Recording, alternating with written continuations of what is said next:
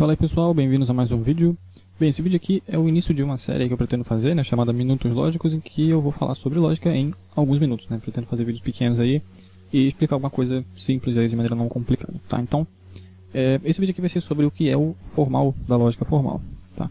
Então eu tô o tempo todo aí falando sobre lógica formal, sobre formalização de argumentos, sobre a forma lógica de um argumento, de uma proposição, etc. Mas o que significa isso tudo? O que significa esse formal quando eu falo sobre a lógica formal?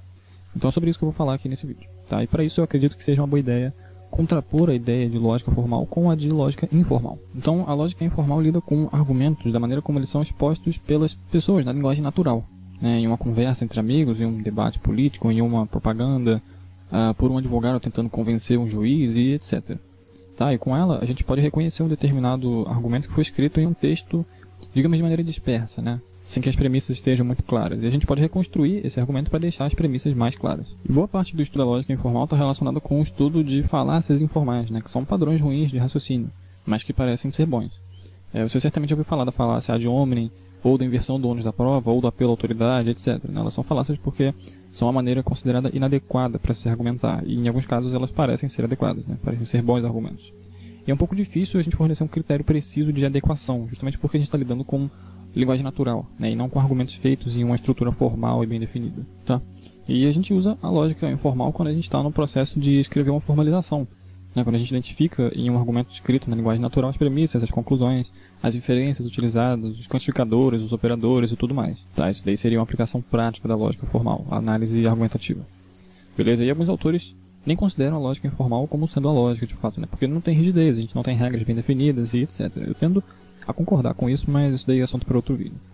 Tá, mas a lógica informal, por outro lado, como o próprio nome diz, ela lida com a forma do argumento ou...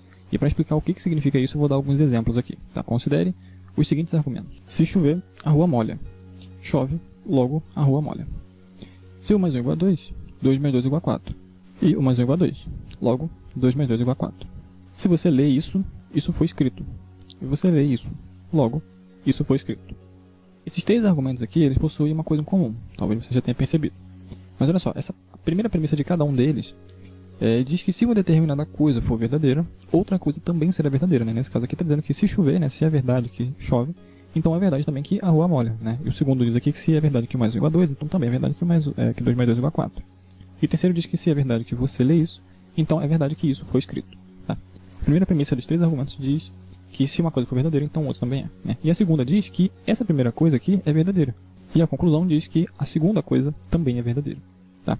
Então a gente consegue reparar aqui que existe um padrão nesses três argumentos. Se a gente pudesse abstrair o conteúdo deles e obter apenas esse padrão, a gente acabaria com o seguinte. A primeira premissa diz que se uma determinada coisa A acontece, então B também acontece, né? E a segunda premissa diz que a primeira coisa A acontece. E a conclusão que a gente obtém disso daqui é B. Então, essa daqui seria a forma lógica desses três argumentos aqui. E no lugar de A e B aqui, né, a gente pode colocar sentenças. Então, se no lugar de A a gente colocar chove, e no lugar de B a gente colocar a rua molha, a gente vai ter o primeiro argumento. Se no lugar de A a gente colocar 1 mais 1 igual a 2, no lugar de B a gente colocar 2 mais 2 igual a 4, a gente vai ter o segundo argumento.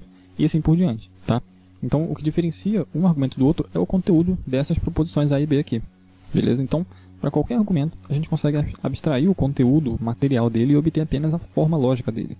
E é essa forma lógica, que é isso daqui que tem em verde, que é importante para a gente, porque é ela que nos diz se um argumento é válido ou não. Tá? Se a forma lógica do argumento, todos os argumentos que tiverem essa forma, que tiverem esse padrão, serão inválidos. E o mesmo é verdadeiro para a validade, né? A gente tem aqui esse padrão de argumento aqui, tá? Que é válido, ele inclusive é chamado de modus ponens, a gente usa ele o tempo todo, e esses três argumentos aqui seguem esse padrão, então os três são válidos, independentemente de as premissas serem verdadeiras ou não.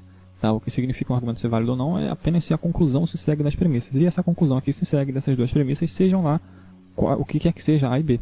Tá? Então é mais ou menos isso daí. E de qualquer maneira, se você entende lógica formal, se você sabe lógica proposicional e de predicados de primeira ordem, fica muito mais fácil de você identificar um raciocínio falacioso, né? E você nem precisa saber o nome da falácia cometida. Você simplesmente percebe que a inferência que foi feita não é válida, né? O padrão de argumento, a forma do argumento não é válida. E a conclusão não se segue das premissas. Tá? Então, no final das contas, todas as falácias podem ser reduzidas ao non sequitur. Beleza? Que em latim significa não segue. Em todas as falácias você vai ter isso daqui, né? A conclusão não vai ser seguida das premissas. E aí o que diferencia uma falácia de outra é apenas o modo com que esse non sequitur é feito. Sequitur é feito. né? Então a gente pode ter, por exemplo, fulano disse que P é verdadeiro e fulano tem doutorado, logo P é verdadeiro. Essa conclusão, P é verdadeiro, não se segue das premissas de que fulano disse que P é verdadeiro e de que fulano tem doutorado, né? Ou seja, é um não sequitur. Mas a gente chama de apelo à autoridade porque a maneira com que esse não sequitur se deu foi apelando à autoridade do fulano, por ele ter um título acadêmico elevado, etc. Tá? Mas é isso daí então, quando a gente fala sobre forma lógica, né, sobre lógica formal, a gente está falando da lógica que lida com esse padrão, né, que está dentro do argumento, como se fosse o esqueleto do argumento. Então a gente abstrai a carne dele, né, por assim dizer, o conteúdo das proposições e olha só para a estrutura formal dele, beleza? É isso daí, dúvida nos comentários e até o próximo vídeo.